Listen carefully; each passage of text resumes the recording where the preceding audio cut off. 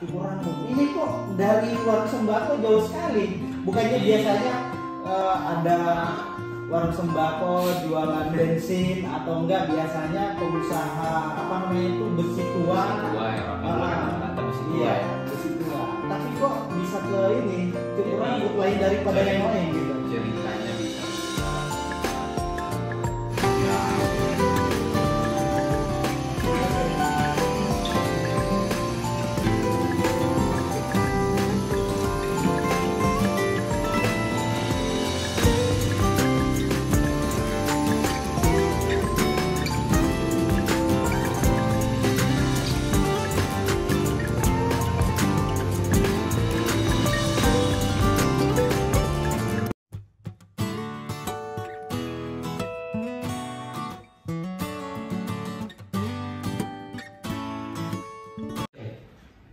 Oke teman-teman, assalamualaikum warahmatullahi wabarakatuh.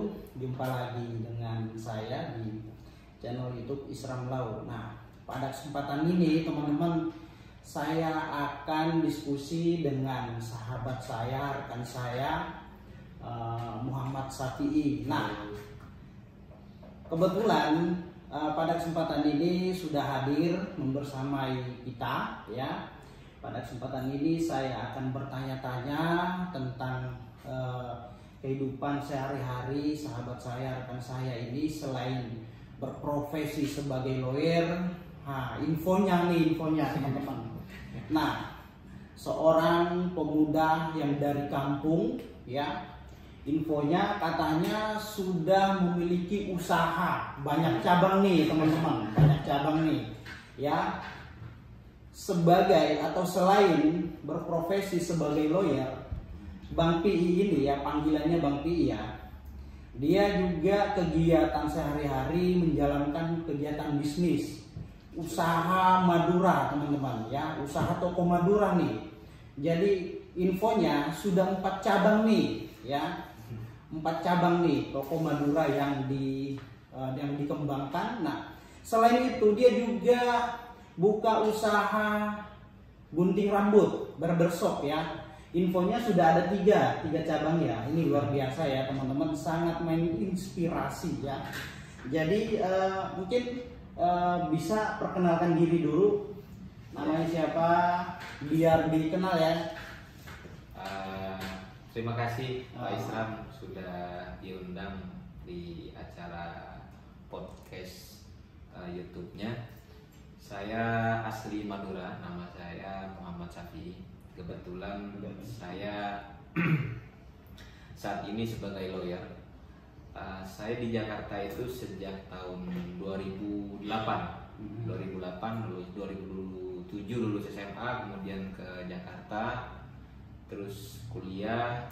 Ya saat ini ada beberapa usaha, ada warung kaki lima lah ibaratnya. Kita belum pengusaha, warung kaki lima.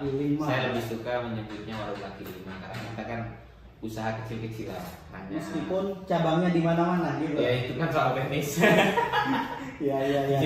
Oke. Ada juga ini tempat ya inilah bukan barbershop sih, tapi pangkas rambut. Tapi kualitasnya kalau kualitas di bawah barbershop tapi di atas pangkas rambut. Oke, Bang Salim. Ya, Bang Salim tadi mengatakan usaha ya, usaha apa? Toko sembako Madura nih, teman-teman ya. Usaha toko sembako Madura. Ini kalau boleh tahu ada berapa cabangnya? Katanya 4 ya. Di mana aja? Di mana aja? Boleh disebutkan? Jadi saat ini ada yang udah berjalan, yang udah running itu 2. Rencana mau buka lagi 1 lagi. Oh gitu. Ada di daerah Kabupaten Tangerang juga. Tangerang ya. Ada di Cisoka 1, terus di Tiga Raksa 1. Ada 3. Ada 3. 3 ntar lagi survei tempat untuk gitu. Untuk buka baru lagi. Jadi usahanya ini sejak tahun berapa nih, Bang Salim nih? Usaha itu sejak 1 tahun terakhir. 1 tahun terakhir. 1 tahun terakhir. Luar biasa. Tapi sudah merambah ke 3 cabang ya. 3 cabang. Yang namanya warung kaki lima lumayan lah menghasilkan untuk membantu kehidupan rumah tangga. Oh gitu, luar biasa ya. Nah, selain warung sembako seperti itu ya, yang infonya sudah 3 cabang ya, mau buka satu lagi. Ada info mengenai barber shop ya. Nah, cukur rambut. Ini kok dari warung sembako jauh sekali. Bukannya biasanya ada warung sembako jualan bensin atau enggak, biasanya pengusaha apa namanya itu besi tua. Besi tua ya, orang Madura rata-rata besi tua Iya, ya. besi tua. Tapi kok bisa ke ini cukur rambut lain daripada yang lain gitu? Ceritanya bisa buka tempat barbershop itu, tempat cukur rambut itu ceritanya dulu ada, saya punya saudara minta dibukakan usaha cukur rambut. Nah, karena saya bukan baik sih, maksudnya lebih kepada memberikan lapangan pekerjaan daripada nganggur, ya sudah saya carikan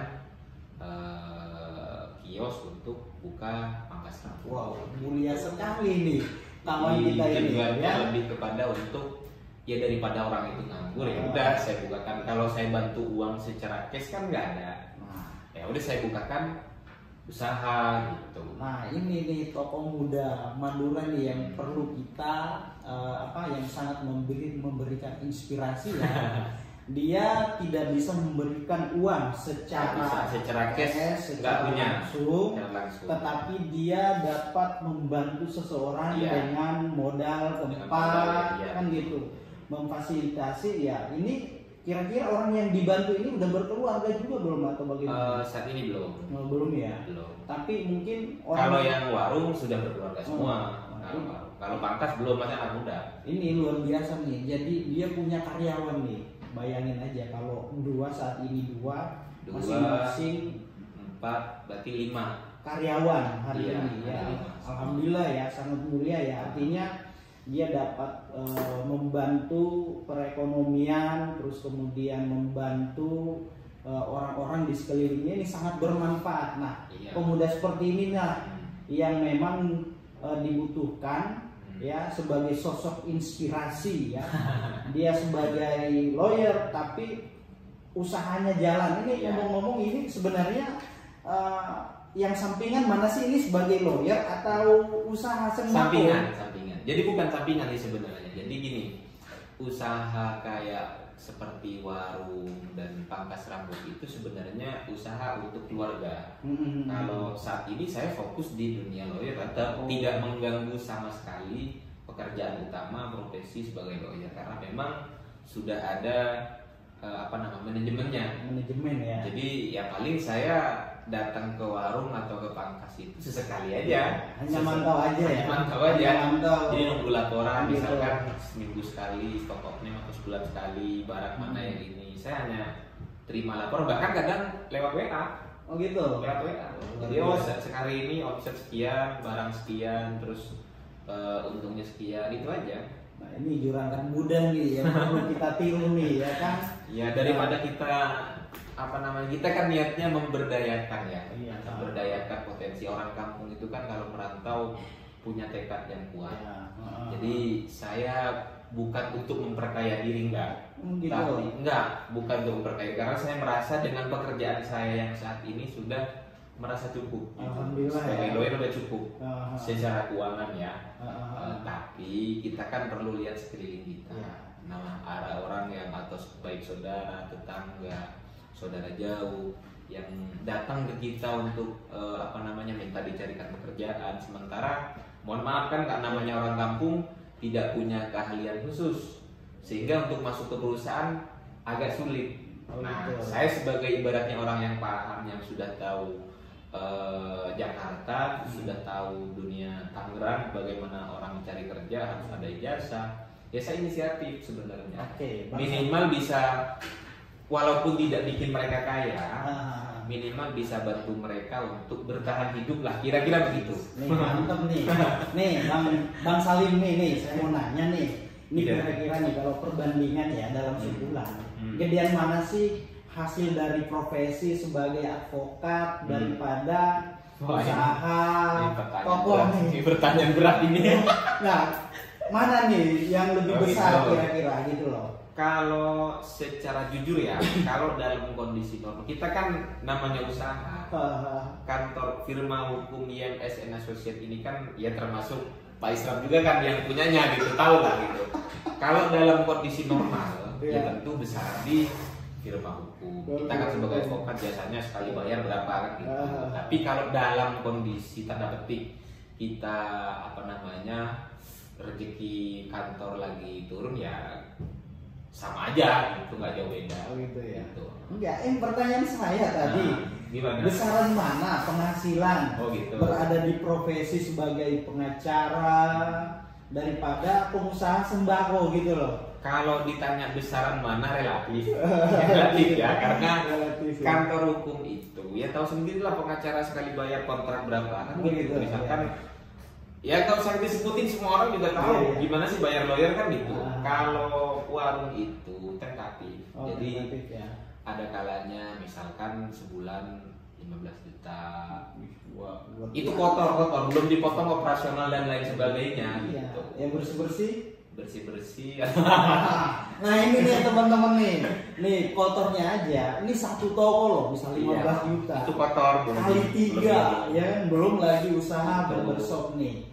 Nah kalau Bang Salim ini misalkan kalau usaha di warung sembako lebih besar ya ngapain lagi di profesi advokat. Kalau pada intinya kan gini, kita hidup untuk mencari uang. Bagaimana prinsipnya? Kalau prinsipnya enggak. Gitu.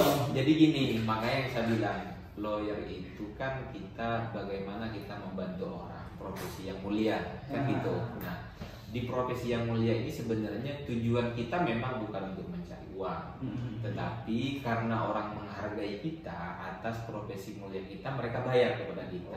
Kan gitu.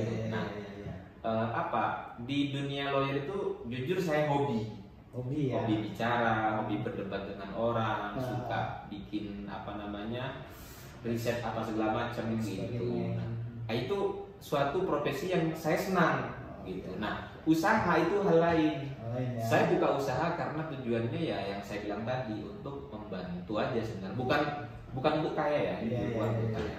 Ya mudah-mudahan nanti dengan usaha dan profesi pekerjaan saya bisa mempermudah urusan orang. Amin. Jadi di dunia lawyer juga begitu, bantu orang, walaupun ya tahu sendirilah kita ada orang nggak mampu, kita tetap bantu. Oke, ini sumber inspirasi ya.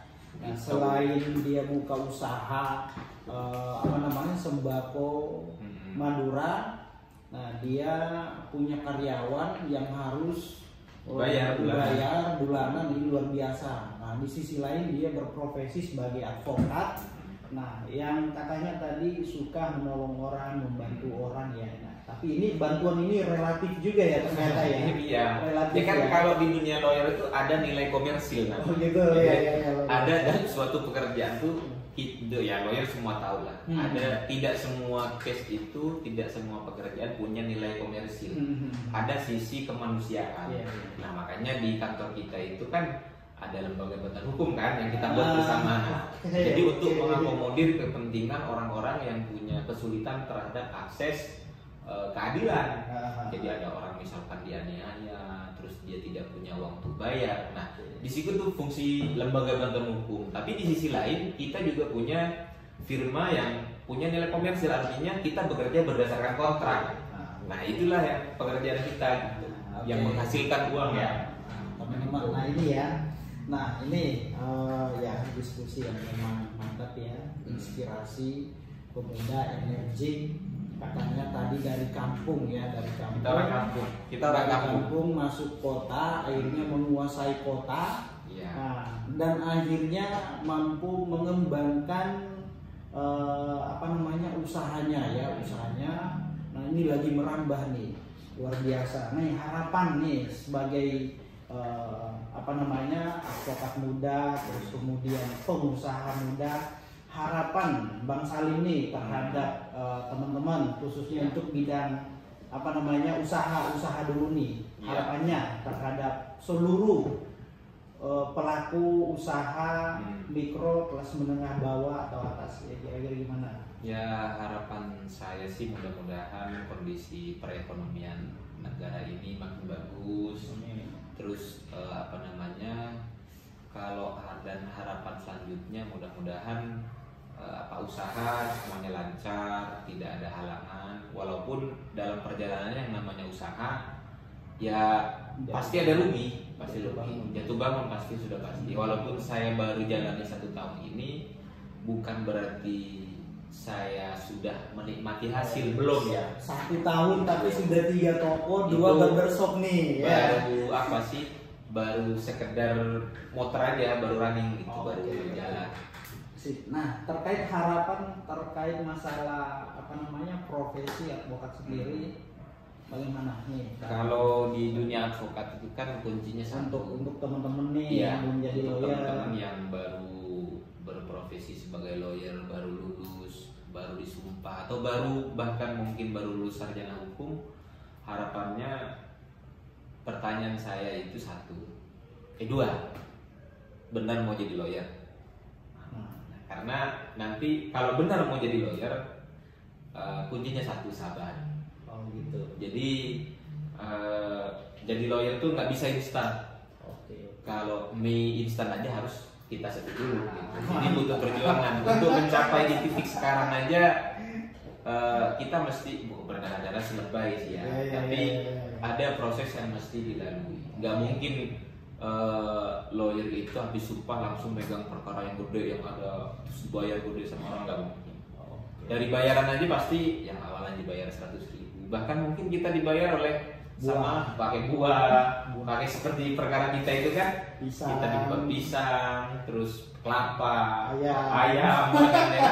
Itu harus mengalami hal itu, dan itu proses gitu. Baru nanti akan merasakan kenikmatan profesi yang kita jalani. Ya kalau estimasi, kalau misalkan baru-baru lawyer itu jangan berharap uang dulu.